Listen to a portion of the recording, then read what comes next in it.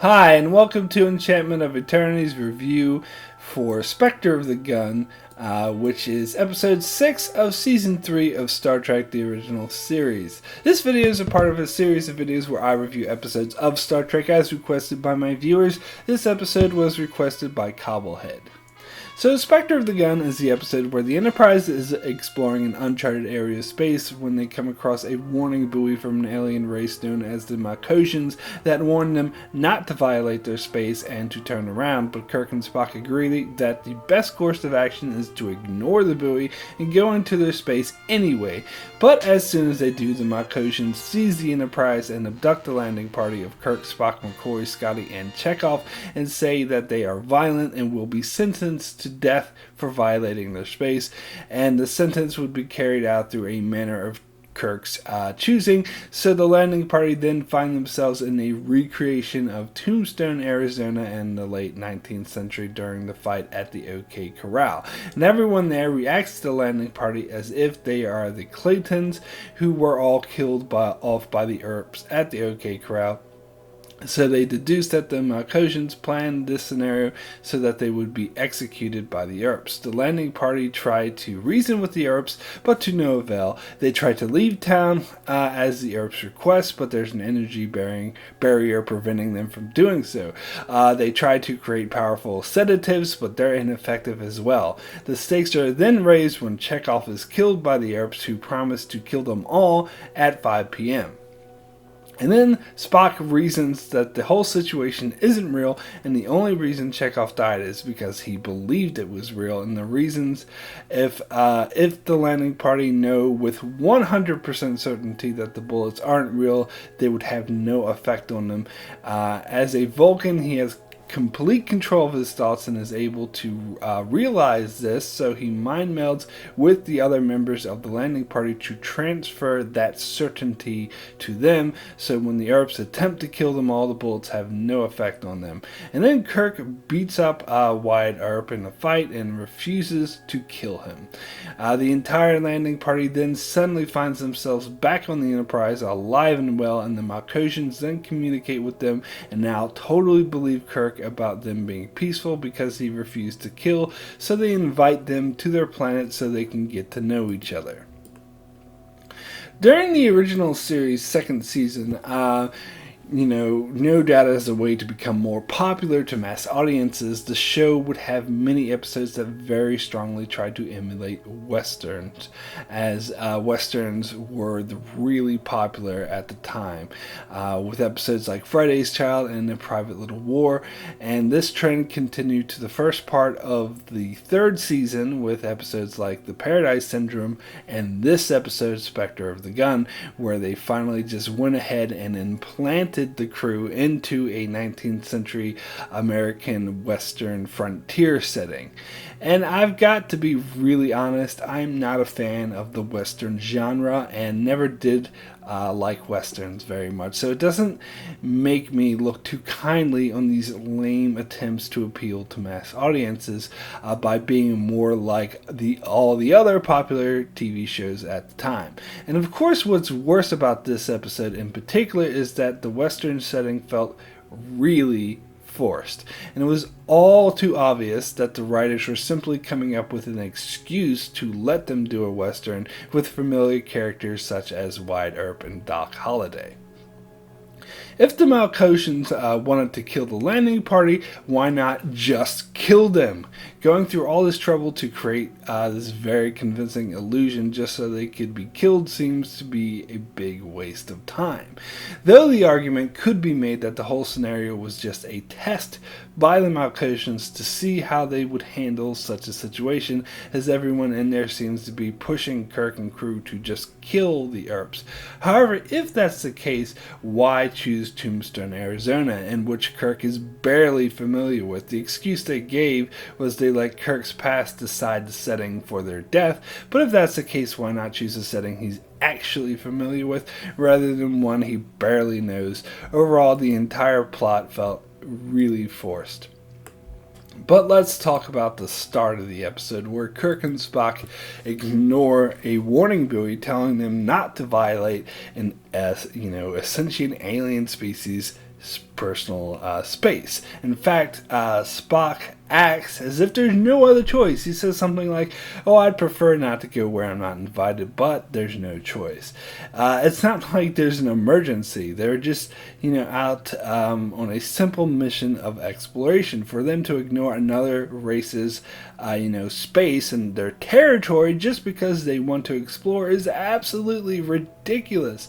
In fact, I'm sure like Picard and Janeway came up against these exact scenarios in their shows, and their reaction was to turn around rather to violate the wishes of an alien race that they wish to befriend and to violate their space for no good reason, as that of course is the logical thing to do. So in other words, I'm completely in awe at how negligent, disrespectful, foolhardy, and idiotic that Kirk and Spock are being here. In fact, I think they deserved what they got, and the Malkavians showed up to punish them for violating their space. It's like, of course! What else did you expect, morons? So the Malkavians returned the crew to the Enterprise when they used Vulcan mind trickery to cheat themselves out of their executions that the Malkavians planned for them. Again, I suppose this would make sense if the whole thing was just a test for them in the first place, but seeing how the whole environment seemed to be leading to the landed party's executions, such as when they said that they would go to the OK Corral, they were immediately transported there, and a force field was in place to prevent them from leaving. But if it was all just a test, I don't see how training their minds to realize the whole thing was fake would be passing that test. That's more like cheating. However, the Malkavians seem to focus more on the fact that Kirk refused to kill Wyatt Earp. But I have a few issues with this as well. As for one thing, the whole thing seemed fake to me, as especially at this stage, Kirk and crew were aware that the Earps, along with everyone else in this setting, was not real. So deciding to kill or not kill them loses all meaning because they are aware that they're just illusions. And for another thing, if the whole point of the test was to see if Kirk would kill, I would say that he already passed that when the sheriff suggested that they bushwhack the Earps and kill them all, and Kirk gave one of his over-the-top reactions about how they simply, just can't kill. He's like, we can't just simply kill them. Which, by the way, I didn't buy at all. As if Kirk never killed anyone before. So, after the Enterprise violates their clear warning not to enter their space that pissed them off so much they sentenced them to death, the Malkavians do a complete 180 and not only call off the death sentences, but are like, hey, come down, we'd love to meet you, it's all good, man, let's hang out and drink some beers. Simply because they use mind trickery to cheat their scenario, and because Kirk refused to kill an illusion that he knew wasn't real. I'm sorry, but there's nothing about that I buy in the least. And of course I have to mention how Chekhov miraculously comes back to life. Okay, Kirk, Spock, McCoy, and Scotty not being killed because they realize the bullets are fake, I totally buy. But Chekhov was already dead. He believed the bullets were real at the time, so he died. The lame excuse the show tries to give is that Chekhov doesn't remember anything from that time, so that's why he's still alive. I'm sorry, but that makes no sense. He died. He was dead. He should be dead. How did he come back to life? The whole thing reeks of plot convenience to me.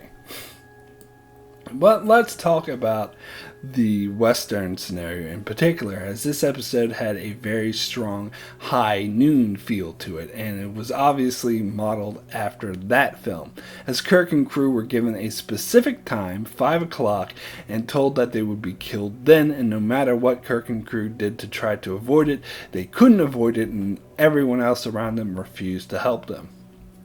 I can't speak to whether or not this was a tired trope when this episode first aired in the 60s, but it most certainly is now, and it even was back in the early 90s when I first saw this episode. So yeah, I didn't quite dig that part of it. Also, the set design was incomplete as we don't see a fully formed town. The buildings are just like the front with nothing inside, and they gave the excuse that the Malcosians could not build a complete setting because with the information they gleaned from Kirk's mind, because it was incomplete.